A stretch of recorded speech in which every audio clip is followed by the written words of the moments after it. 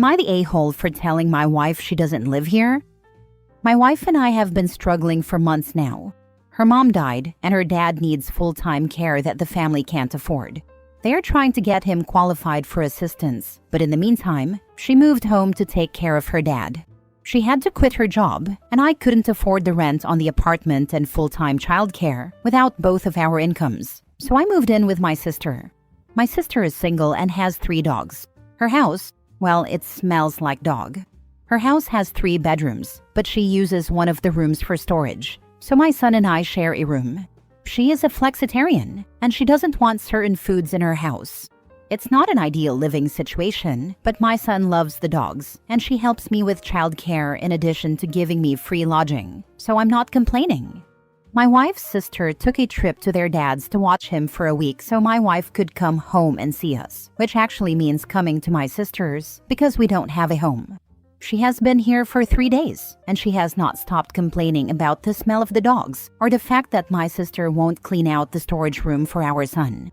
Earlier this evening, she complained about not being able to buy beef, and I asked her to please stop. She asked if I was asking her to stop talking. I said no, that I was asking her to stop complaining. She said the conditions are unlivable. I said, but you don't live here, so why do you care? She is crying in the room while I am stuck in the living room with our son. She said I accused her of abandoning the family, which isn't what I said, but that isn't even the point. I understand she can't abandon her dad to waste away and die, but this situation is because of her family, and my family is helping, and I feel like she's so damn ungrateful. I know that's an uncharitable way to feel about one's wife, but she hasn't thanked my sister at all, and it's starting to piss me off. Now for the top comments before reading the update. No a-holes here. I think you and your wife are under immense strain, and it's not bringing out the best in you. Better to take a breath and say something like, I love you and I absolutely know you need to be there for your father, and I'm willing to be flexible for that because it's important. But it's the same for me. I need you to be flexible about my sister, who is making it possible for us to keep on going while you take care of your father. I get what you're saying, but I feel like the two situations are different. My sister doesn't need us. She's doing us a favor. I think my wife isn't being appropriately thankful. Yes, I get that she needs to take care of her dad, but she can't come into your sister's home and complain either. That's so rude. Thank you. I feel like I'm going crazy. My sister isn't asking us for a penny, and my wife is complaining about smells. I don't think homeless shelters smell any better. Has your wife applied to be a family caregiver? Several states will pay some wages. It may not make up for your wife's lost income, but could help. I think she did, but she hasn't been approved yet. Your wife is angry at the situation and at herself because she does feel on some level she is abandoning you and made your lives harder. And I think on some level you aren't being honest with yourself about resenting the situation or her absence.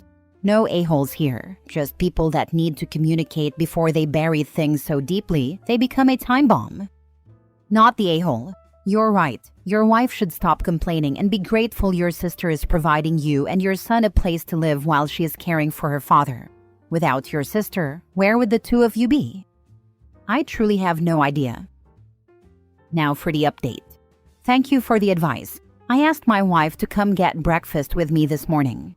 She said we couldn't afford it, but I told her she needed a break and Denny's won't bankrupt us. She was very reluctant, but I convinced her. When we were there, she tried to get our son to eat a sausage, and he said, yuck. Her expression was so sour that I knew I wasn't going to be able to avoid a fight. She went on a tirade about my sister. I tried to tell her that toddlers think everything is yuck at one point or another. Last month, carrots were yuck. She insisted it was my sister's fault. I asked her not to go back. I wanted to wait until she was in a better mood to ask, but that ship had sailed. I asked her to stay, try to get her old job back, and for us to get a new apartment. I said she has been caretaking for her dad for months and that it is her sister's turn, and then her brother should take a turn. She said they won't. I said if she doesn't go back, they will have to. She said she isn't even sure her old boss would rehire her. I said all she can do is ask. She said she will think about it. She went for a walk when we got back, so that's where we are right now. Next story. Am I the a-hole for evicting my deceased brother's fiancé? My brother passed away recently, and he had a live-in partner or fiancé. Both of my parents have passed away, and so has my sister, which leaves me as his next of kin. The house my brother lived in was my grandparents' house. He purchased it in 2021 after they passed away. We grew up in that house, and I have a massive connection to it. It's the only thing I have left of my family, and I'm the only one left. Since I'm the next of kin, I inherited the house. I offered his partner, let's call him Steve, that he could continue to live there if he paid the mortgage and property taxes, similar to renting. Steve said he couldn't afford it and asked me to sell instead. He requested information about what kind of profits he would be receiving or inheriting from the house. I told him that even if he wasn't living there, I inherited the house, I wouldn't be selling it, and he wouldn't be inheriting any money from it. He demanded that I sell and said he would take me to court over the inheritance. I pleaded with him, explaining that this was my family home and my only remaining connection to my brother, but he refused. So I offered to pay for an apartment for him for a year, since I am also my brother's named life insurance beneficiary. Steve then demanded everything, including the life insurance, despite my telling him that I am the named beneficiary. I told him he wasn't getting anything and needed to leave my family home after he threatened to take me to court a second time. He refused, so I filed for eviction. To add more context, Steve and my brother were together for 6 years and engaged for 2 years prior to my brother's death. My brother and I had talked a few months before his death about how, although they were engaged, he was probably never going to get married. I'm not sure if this was due to the new administration and concerns about how same-sex marriage laws might change, or if their relationship was rocky. 1 year prior to my brother's death, he got a new job and named me as his life insurance beneficiary after they were already engaged. Common law marriage doesn't exist in my state, and Steve never paid into the house at all. My brother paid all of their bills. I paid the mortgage on my family home for the last year and only recently spoke to Steve after the estate went through probate. I can't afford to pay both mortgages long term. So, am I the a-hole? Why would you offer to pay for an apartment if you wanted him to pay the mortgage and property tax? That does not sound logical. If he left you a house with a mortgage, find out who is on the loan. If Steve is on the loan, then legally he has rights. If your brother is the only name on it and you can't pay off the mortgage, you have to refinance in your name. I've been paying the mortgage for the last year since my brother passed away. It was only recently that I had this discussion with Steve once I realized I can't afford to pay for 2 places at once. My plan was that once he moved into an apartment, I could pay for that with my salary for a year while putting a large chunk of the life insurance into the mortgage to reduce that burden. I've been taking care of him for the last year on my salary. He's not on the loan. My brother purchased the house before they were engaged or lived together. I can't keep footing the bill for him to live in my family home. Info: does Steve work, or was your brother the breadwinner? Did your brother say why he made you the beneficiary of his life insurance? Did Steve know about it? Probably not the a-hole. Since your brother chose you as the life insurance beneficiary a year before his death, while 5 years into his relationship with Steve, it seems clear this was your brother's wish. Maybe he wanted to help you out, since you no longer have close family left. This may have been the final support he could give you, as well as a way to keep the family home in the family. Yes, Steve has a job, but my brother paid all the bills. My brother's plan was to sell the house to me when he wanted to buy something different.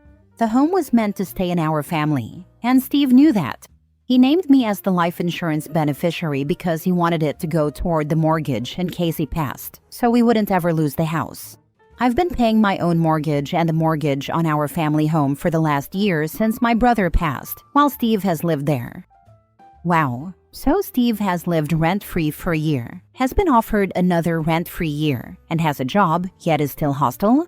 Does Steve have any health issues? Are you doing this because your brother asked you to look out for Steve? My brother didn't make any comments. He passed fairly quickly in an accident, so there were no deathbed discussions. I did it because I wanted to while probate was happening. Despite everything, I love and care for Steve. I just needed to find a way to keep my family home protected in the end. It's all I have left of anyone. Next story. Am I the a-hole for moving back in with my ex to make him sell the house?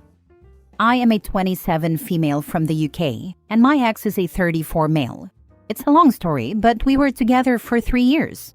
We bought a house and a dog, and I was pregnant. I left my ex 1.5 years ago after I had a miscarriage at 3 months.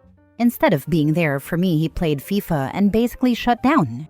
After this, I said I didn't want to get pregnant again for a while. I had 14 hours of labor and it was very traumatic. And he told me I wasn't broken, so what's the issue? I left him for many reasons in addition to this. I did all the cooking, cleaning, mowing the lawn, taking the bins out, looking after the dog, waking him up every day, and paying more bills.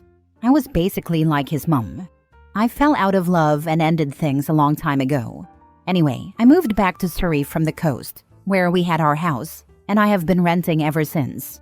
He refuses to sell the house and give me my money back, so I am stuck.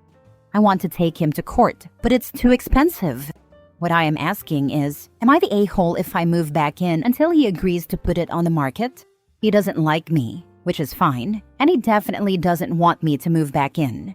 But I am done paying overpriced rent when I own a house. What do you guys think? Not the a-hole in your logic, but what would happen if you just listed it for sale? You'd have to get a lawyer either way, but if he initiates the lawsuit, you might be able to countersue, get your money back, and ask the court or judge to make him pay your attorney fees. Not sure if that's a possibility in your country. I am not allowed to sell it without him. We are co-owners 50-50, so all decisions have to be joint, sadly.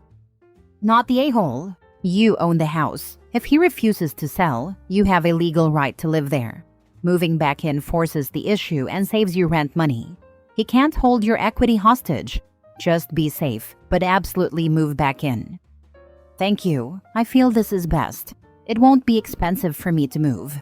The house is full of furniture I paid for that he won't give me, so at least I can use it. If you're going to do this, I wouldn't give him a heads up. He may change the locks, if he hasn't already. And when you move out, take everything that belongs to you with you. Don't let him have any of it. So he's too lazy and cheap to change the locks. I have given him a heads up, and he said he'd rather I didn't. I just said, well, I am moving back in, LOL. Last story. Am I the a-hole for not wanting to know or meet my grandkid and cutting my daughter off? I have a daughter, Anna, who is married to my son-in-law, Emil. None of us have a problem with him, but our relationship with him is mostly formal. She got pregnant and gave birth to our granddaughter. And no, this is not our first grandchild. We have 4 other kids who have children of their own, making a total of 10 grandchildren. After our daughter's daughter was born, we were not allowed to meet her at the hospital, but her in-laws were allowed to. Fine, she had just had a baby, no problem. We then asked when we could visit, and they told us they would let us know when it was okay. My other daughter told me that her sister Anna had said her in-laws were allowed to meet the baby, and all my kids thought it was weird, but we didn't say anything. Note, by this point, it had been 5 months since the baby was born, so we asked again. They saw the message and did not reply. At that point, I decided I was not going to beg my daughter to let us meet her baby. We left communication open, but did not ask again because we didn't want to be overbearing. The rest of my kids didn't get to meet their new niece either, so it wasn't just us. Before we knew it, the girl had turned 1. During this time, our daughter would message us, but never about her daughter, so we didn't push it. Then we got a message from Anna telling us that we were horrible grandparents, that we didn't show interest in her child, and that they were cutting us off. We tried replying, but she had blocked us, and so had our son-in-law. Long story short, my daughter's in-laws reached out to us and told us they had cut off their son. According to them, he was overbearing and threatening them with not being allowed to see their grandchild if they didn't do this or that, so they decided to cut him off first so he wouldn't have any power over them. I don't think they knew about them contacting us because my daughter reached out to my wife and asked if we wanted to meet her daughter. My wife thanked her for the kind offer, but gently said no without asking me. I'm not angry. After that, she got blasted with messages from Anna saying that we owed them gifts, money, and that we were her daughter's grandparents, etc. At this point, I was fed up, and I told her that we didn't mind not knowing her daughter, and that we had 10 other grandkids. Our daughter then started begging us to meet her daughter and said we were favoring our other grandchildren. I told her that we are not obligated to be grandparents and that if she wanted to cut us off, that was fine, and suggested we could do it for her. And before anyone starts saying anything about Emil abusing Anna, there was abuse involved. Our daughter has been abusing Emil for years. We tried to get him help along with his parents, but people who have been through abuse know that it takes a lot to leave an abusive relationship. In my opinion, I don't like how his parents cut him off knowing he is experiencing abuse, but I guess enough was enough for them too. Have you considered having direct communication with Emil's parents? There may be information you need, or they need that could help both your granddaughter and Emil. I would give it a try as I would have a lot of questions and feel a need to get answers, if possible. Being they were involved a bit more in their lives, this could be helpful in the long run, for all of you. Thank you. This is what my sister told me too. She is a therapist and she knows her niece Anna. Your sister is 100% right. Never feed into Anna's psychotic BS. Just keep saying, no thanks, leave us alone, goodbye, and blocking her. She will never stop being an emotional terrorist. I don't know about you, but I do not negotiate with terrorists. Neither do I. My sister also made a comment that really stuck with me. If you would not take abuse from a stranger, why are you taking it from your daughter? It was like I finally had the blindfold removed from my eyes. Not the a-hole. What is wrong with her, honestly? Maybe she thinks she can use the baby and hold it over everyone's head, but then realized it backfired, so she's claiming nonsense about favoring the other grandchildren? That is exactly what happened and what she decided to do. It backfired on her, though. I think she thought that all grandparents would give up anything to be in their grandchild's life. I have said this before and I will say this again. Being a grandparent does not mean that your life revolves around your grandchild.